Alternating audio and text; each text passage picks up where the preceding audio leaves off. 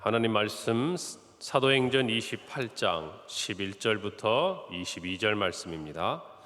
신약성경 237페이지 사도행전 28장 11절부터 22절 말씀, 제가 봉독하고 마지막 절 합독하겠습니다.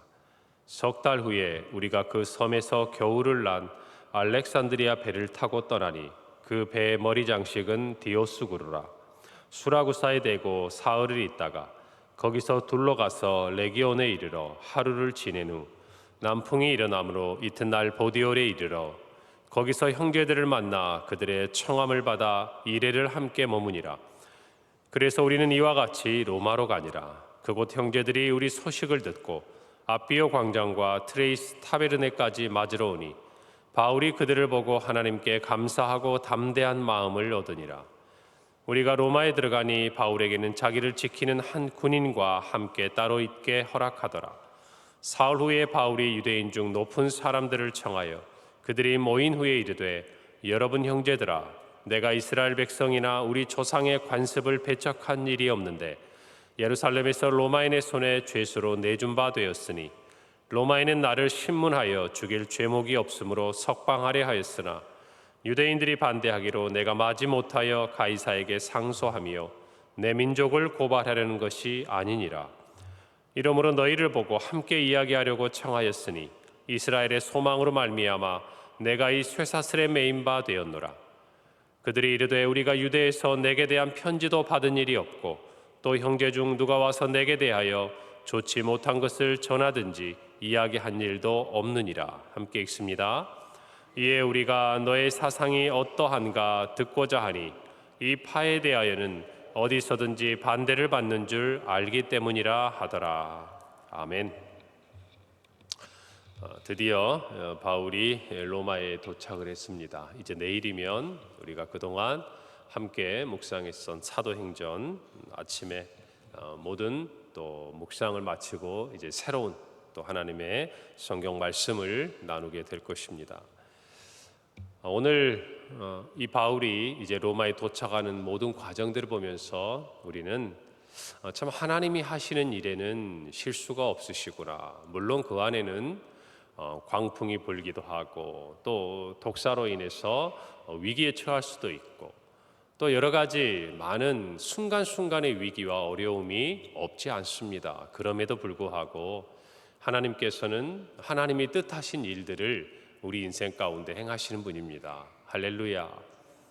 저와 여러분이 그것을 한다면 우리 인생의 참 주인이 누구이신가를 분명히 알아야 합니다. 우리 인생을 누가 이끌어 가시는지를 분명히 알아야 합니다.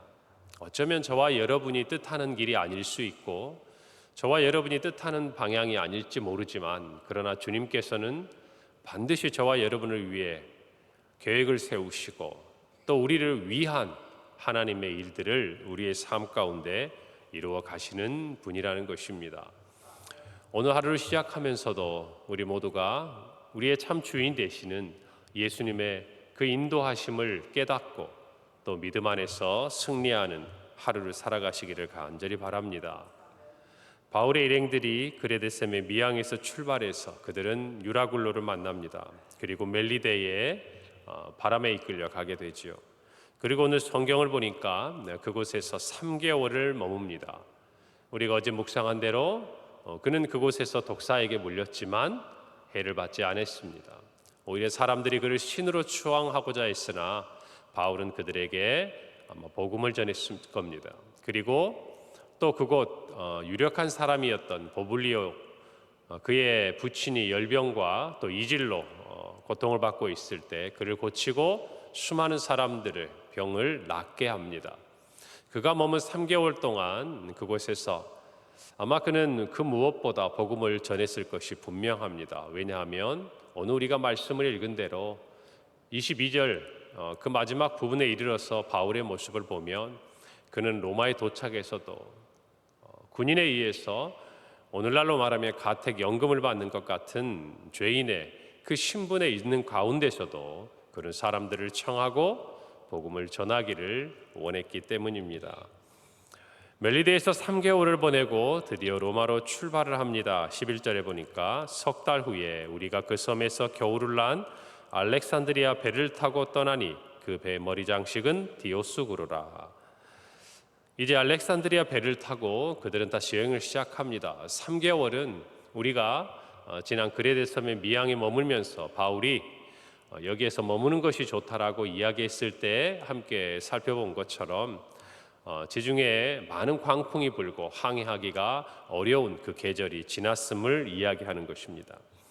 오늘 배의 머리가 디오스구로라라고 설명하고 있는데요. 누가가 기록한 이 디오스구로는 그들이 가지고 있었던 그리스 신화, 그들의 믿음이었던 제우스의 쌍둥이 두 아들을 의미하는 형상인데요. 그들이 이 모든 항해를 관장했다고 그 당시 사람들은 믿었기 때문입니다. 그리고 12절 13절에 보니까 수라구사에 대고 사흘을 있다가 거기서 둘러가서 레기온에서 하루를 지낸 후 남풍이 일어나므로 그들이 이튿날 보디올에 이르렀다라고 구체적으로 오늘 이 사도행전을 기록한 누가는 우리들에게 알려주고 있습니다. 수라구사에서 그리고 레기온을 거쳐서 보디올에 이르렀습니다. 드디어 그들은 이 보디올에서부터 육로를 통해서 로마로 가게 되는 것입니다. 그런데 14절에 보니까 그들이 보디올에 도착했을 때 거기서 형제들을 만났다. 그리고 그들의 청함을 받아 이래를 함께 머물렀다라고 이야기를 합니다. 여기서 형제들은 누구일까요? 그들은 보디올에 있었던 그리스도인들입니다. 바울이 도착함을 그들이 알았고 그들은 일주일 동안 바울과 함께 교제하면서 그곳에 머무는 동안 바울 일행을 섬겼습니다. 그리고 아마 보디올에 있는 그 형제들을 통해서 그가 일주일이 머무는 동안에 아마 로마에까지 바울이 이제 로마로 가고 있음을 그들이 아마 알게 되는 그런 일들이 그 자리에서 있었을 것입니다. 그리고 나서 바울이 그 형제들을 만나고 로마를 향해서 출발했을 때 오늘 15절에 보니까 아비오 광장과 트레이스 타베르네까지 맞으러 왔습니다. 그곳 형제들이 누구일까요? 그들은 로마에 있는 그리스도인들입니다. 바울이 그들을 보고 15절에 보니까 하나님께 감사하고 담대한 마음을 얻었다 그랬습니다. 여러분, 그냥 누가가 간략하게 그들의 여정에 대해서 기록하고 있지만 특별히 보디올에서도 그리고 그들이 로마의 도심지에 도착하기 전인 아비오 광장과 트레이스 타바르네에 이르렀을 때에 그들을 만나기 위해서 나왔던 지체들이요 형제들인 그리스도인들을 만나게 됩니다. 바울을 만나기 위해 온 것이지요. 바울은 그들을 만나는 순간 하나님께 감사하고 또 담대한 마음을 얻습니다. 사랑하는 성도 여러분, 바울은 긴 여정을 통해서 로마에 들어가게 됩니다. 그리고 그는 그 순간순간 위로받기보다는 그 누군가를 위로했던 사람이었어요. 정말 두려운 상황 가운데서도 그는 사람들의 그 두려움을 물리쳐주고 담대하도록 이끌어 주었던 사람입니다. 여러분, 그러나 바울에게도 동일하게 위로가 필요하고 또 그의 마음에 누군가가 담대하도록 용기를 불어넣어 주어야 했습니다. 성령께서, 우리 주님께서 순간순간 위기에 그때마다 바울을 붙들어 주셨지만 우리가 한 가지 오늘 말씀을 통해 기억할 것은 그에게는 또다시 정말 주님뿐만이 아니라 믿음 안에 함께 있는 지체들의 위로가 힘이 되었다라는 것입니다. 우리도 인생을 살아가고 신앙생활을 하면서 주님 한 분만이면 만족합니다. 아멘입니까? 그래요. 그러나 주님만으로 만족하는 그 한 사람 한 사람이 지체를 이루고 서로를 위로하고 또 담대하게 이 세상을 믿음으로 승리해 가기를 주님은 원하시는 것입니다. 우리가 알듯이 예수님께서 이 땅에 오시고 부활하시고 승천하신 이후에 우리는 사도행전을 통해서 이 땅에 교회가 생겨난 것을 봅니다. 여러분, 성령이 임재한 다음에 성령께서 강림하신 이후에 이제 예루살렘 교회가 최초로 생겨나게 되는 것을 보지 않습니까?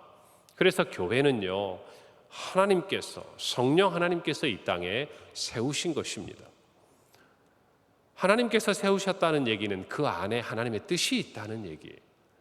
우리가 각자 신앙생활하면서 주님 앞에 믿음을 지켜가는 것을 하나님은 기뻐하시기보다 서로가 함께 세상을 변화시키고 하나님 앞에 나와 예배하기를 주님은 원하시는 것이에요. 그것이 하나님의 뜻입니다.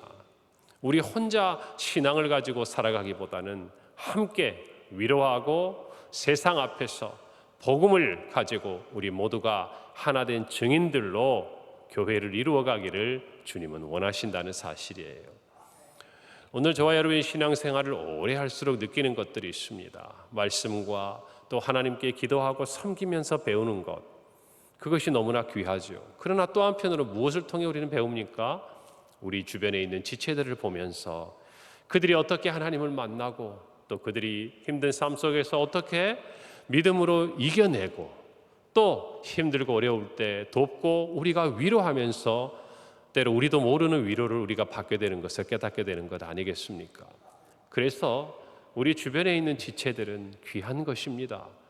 서로가 위로해주고 또 서로가 용기를 북돋아주고 또 서로가 믿음으로 이 세상을 이겨나가도록 교회는 하나가 되어야 하는 것입니다. 어려운 일이 있을 때 모른 척하고 지나가기보다는 그들의 연약함을 찾아가지고, 오늘 성경도 보세요. 바울이 보디올에 갔을 때 그곳의 형제들이 그를 일주일간 환대했습니다. 그리고 50km나 멀리 떨어진 곳까지 바울이 온다는 소식을 듣고 그들이 맞으러 나오는 것입니다. 여러분, 그것이 사랑인 것이죠. 그것이 믿음 안에 있는 지체가 서로에게 해야 할 행동이고 또 나타내줘야 될 사랑의 표현이라는 것입니다. 우리가 믿음 생활하면서 간혹 보면 뭔가 잘 함께하지 못하고 혼자 계신 분들을 만날 때가 있습니다. 여러분, 어쩌면 기질상 다른 사람과 함께 어울리는 것이 어려운 분이 있을 수 있습니다. 그리고 처음으로 신앙생활 하다 보면 모든 게 낯설 수도 있어요. 우리 교회도 새로 신앙생활 하신 분들이 한 분 꽤 많습니다. 제가 예배 드릴 때마다 주일 예배를 드리고 이 자리에 서 있으면요, 곳곳에 그분들의 모습이 뵙고 또 새벽에도 그분들의 얼굴이 만나고 또 보게 됩니다. 반갑고 얼마나 참 마음이 좋은지 몰라요. 그러나 그분들은 많은 용기를 냈을 겁니다. 그리고 그분들은 신앙생활 하면서 또 우리 교회 안에 한 가족이 되기 위해서 보이지 않는 또 노력들도 하시고 성령께서 은혜도 주셨을 겁니다. 중요한 것은 우리 모두가 그와 같이 서로를 돌아보고 하나가 되었을 때에 우리 모두가 믿음 안에서 끝까지 주님이 주시는 사명을 따라 경주할 수 있다라는 것입니다. 저와 여러분 모두가 오늘 말씀을 듣고요, 바울을 그렇게 환대했던 보디올의 형제들처럼, 그리고 정말 바울을 마중 나와 먼 길을 마다 않고 찾아왔던 또 로마의 형제들처럼 그렇게 우리의 주변의 지체들을 돌아보고 사랑의 표현들과 또 마음들을 전하는 오늘 하루가 되기를 간절히 바랍니다. 바울은 드디어 로마에 도착합니다. 우리가 알듯이 로마는 그 당시의 세계의 중심이었죠. 인구가 200만이 넘는 가장 큰 도시였습니다. 그리고 제국의 수도였으니 로마의 어떤 분위기는 우리가 말로 할 필요가 없겠지요. 바울이 로마에 왜 왔습니까? 여행 갔나요? 우리처럼 성지순례를 갔습니까? 아니에요. 그는 가이사에게 상소를 하고 재판을 받기 위해 죄수의 몸으로 이 먼 길을 온 것입니다. 16절에 보니까 우리가 로마에 들어가니 바울에게는 자기를 지키는 한 군인과 함께 따로 있게 허락하더라라고 기록합니다. 재판을 받기 위해 왔지만 바울은 조금은 자유로운 몸이었습니다. 그래서 그가 셋집에서 2년 동안 군인 한 명과 자유롭게 지내면서 말씀을 제한적으로나마 전할 수가 있었습니다. 이때 바울이 거한 셋집은요, 바울이 그 셋집에 임대료를 냈어야 됐어요. 죄수가 스스로 그것들을 해야 했습니다. 그렇기 때문에 사실은 그것을 위해서도 적지 않은 비용이 들었습니다. 그것들을 어떻게 감당할 수 있었을까요? 우리가 성경을 보면 이전에 마게도니아에 있던 교회들 또 빌립보 교회가 바울을 도왔다라고 기록하고 있지만 또 한편으로는 그가 처음 그곳에 도착했을 때 지내는 동안은 로마의 형제들에게도 그는 많은 사랑과 도움을 받았을 것입니다. 여러분 가만히 한번 생각해 보십시오. 그가 정말 잘하고 또 그의 많은 시간 정말 함께 머물러 생활하고 공부했던 예루살렘에서 그는 유대인들에게 죽음의 위협을 늘 겪었습니다. 자신의 어떤 고향 같다 그럴까요? 자신의 많은 삶의 이야기가 담겨있는 그 도시에서 그는 배척받았습니다. 그러나 그는 한 번도 가보지 않았던 로마, 그것도 죄수의 신분으로 나와왔던 그곳에서 생각지 못했던 형제들의 사랑을 받고 또 무엇보다 주님의 은혜를 입고 있는 것을 저와 여러분이 볼 수 있습니다. 무슨 이야기일까요? 여러분, 정말 증인으로서의 사명을 받을 때에 예루살렘과 온 유대와 사마리아와 땅끝까지 증인이 될 것이라고 말씀하셨던 사도행전 1장 8절을 기억하십니까? 어쩌면 사도 바울은 처음 내딛는 걸음이지만 주님께서는 이미 로마에 먼저 가 계신 것이지요. 앞서 가 계셔서 이 로마가 바울이 전한 복음으로 말미암아서 변화되고 이제 전 세계 복음의 전진 기지가 되도록 주님께서는 그렇게 역사하실 것을 오늘 이 바울이 처음 도착하는 로마의 분위기를 통해서 우리에게 알려주고 계시는 것입니다. 예수님께서 십자가에 못 박혀 죽으시고 정말 성경의 땅이라고 이야기할 수 있는 그 예루살렘에서는 위협을 당하고 배척을 당했지만 이곳 로마에서는 그를 기다리는 형제들이 있었다는 것입니다. 사랑하는 성도 여러분, 우리의 복음은 이처럼 끊임없이 전파될 것입니다. 할렐루야. 전파되어야 합니다.